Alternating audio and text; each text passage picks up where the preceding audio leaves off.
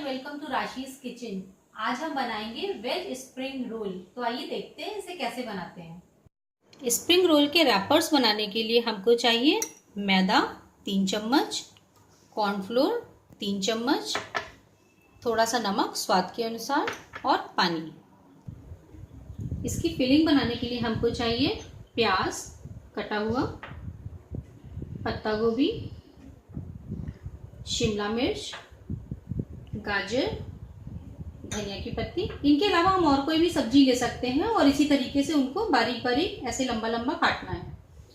और इसके अलावा पेपर पाउडर यानी काली मिर्च पाउडर, नमक, ये बॉईल किए हुए नूडल्स हैं, ये chilli tomato sauce, vinegar, soya sauce और फ्राई करने के लिए तेल। रैपर बनाने के लिए अब हम मैदा में कॉर्नफ्लोर ऐड करेंगे, साथ में इसमें डालेंगे नमक और पानी ऐड करके इसका घोल तैयार करेंगे। और घोल ऐसे तैयार करेंगे कि इसमें बिल्कुल भी लम्प्स नहीं आए। अच्छी तरह मिक्स करेंगे इसको ध्यान से। थोड़ा पतला घोल तैयार करेंगे इसका।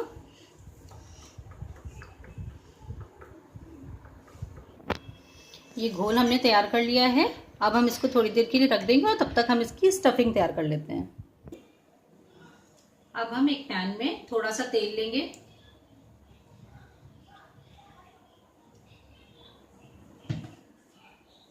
और इसमें डालेंगे प्याज।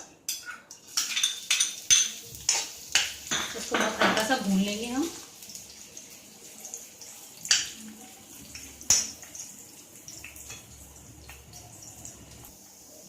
अभी प्याज को हमें ज्यादा नहीं भूनना है, ये हल्का सा ही, बस अभी थोड़ा सा ही भुना है, ट्रांसपेरेंट सा हुआ है। अब हम इसमें ये सब सब्जियां डाल देंगे। कैप्सिकम, ये पत्ता गोभी,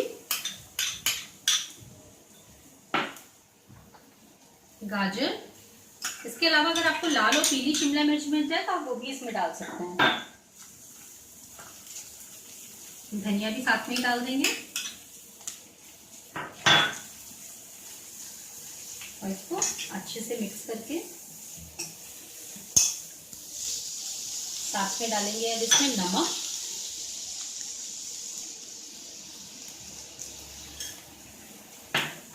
थोड़ी सी काली मिर्च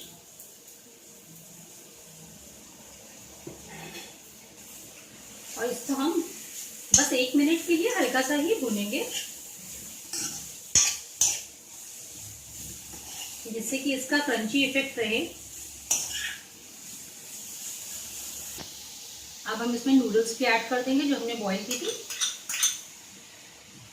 नूडल्स हमें बहुत ज्यादा नहीं लेनी है, सब्जियों से कुछ कम ही रहेगी तो अच्छा, जिससे कि सब्जियों का क्रंची इफेक्ट हमें पता चले। और साथ में नूडल्स सॉफ्ट होते हैं तो दोनों का साथ में जब खाए जाते हैं तो बहुत ही अच्छे लगते हैं। सोया सॉस, विनेगर और ये चिली टमाटो सॉस जो हमने लिया था, सब मिला के बहुत अच्छी तरह से इसको मिक्स कर देंगे।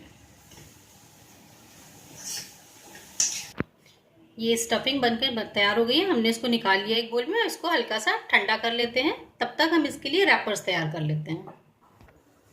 पैन, अब हमने एक नॉनस्टिक पैन लिया है, उसमें हम थोड़ा सा ऑयल डालेंगे।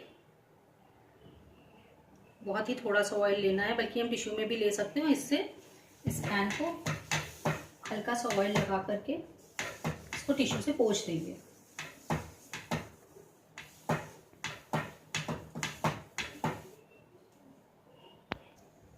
अब इसमें बैटर को फैलाएंगे। बैटर को हम जल्दी से फैला लेंगे, जैसे डोसा फैलाते हैं बस उसी तरह से हमें इसे फैलाना है।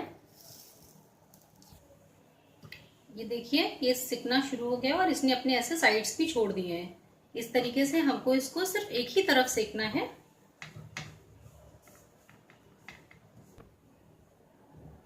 अब ये सिक चुका है और हम इसको उठा करके एक प्लेट में रख लेंगे। प्लेट को हमने ये पहले से ग्रीस किया हुआ है। इसी तरीके से हम सारे इसके रैपर्स बना लेंगे। ये सारे रैपर्स हमने तैयार कर लिए हैं। अब हम इसमें फिलिंग भरेंगे। तो तो एक एक रैपर उठा के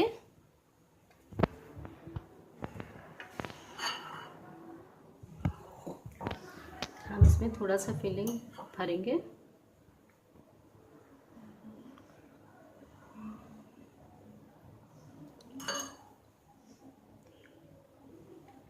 इसको दोनों साइड से ऐसे फोल्ड करेंगे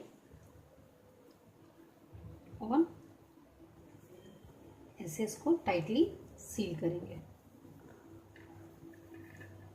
और ये हमने मैदे और पानी से घोल तैयार किया हुआ है, इससे हम इसको सील कर देंगे।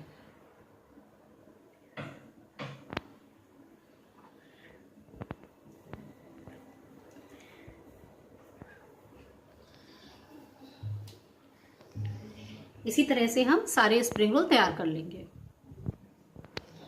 तेल हमने गर्म होने के लिए रख दिया है और ये सारे रोल्स हमने बनाकर तैयार कर लिए हैं। अब हम इनको डीप फ्राई करेंगे।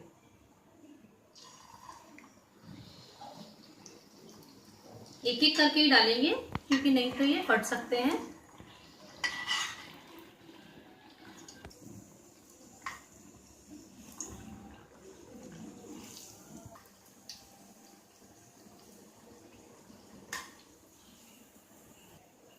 अब ये अच्छी तरह फ्राई हो गया है, देखिए गोल्डन ब्राउन कलर का हो गया। इसको निकाल लेंगे और इसी तरह से सारे स्प्रिंग रोल हम फ्राई कर लेंगे।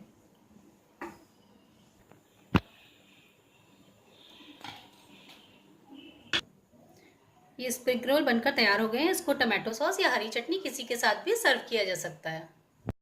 अगर आपको मेरी ये रेसिपी पसंद आई हो तो मेरे चैनल को सब्सक्राइब करिए और मेरी इस रेसिपी को लाइक भी करिए। Thank you.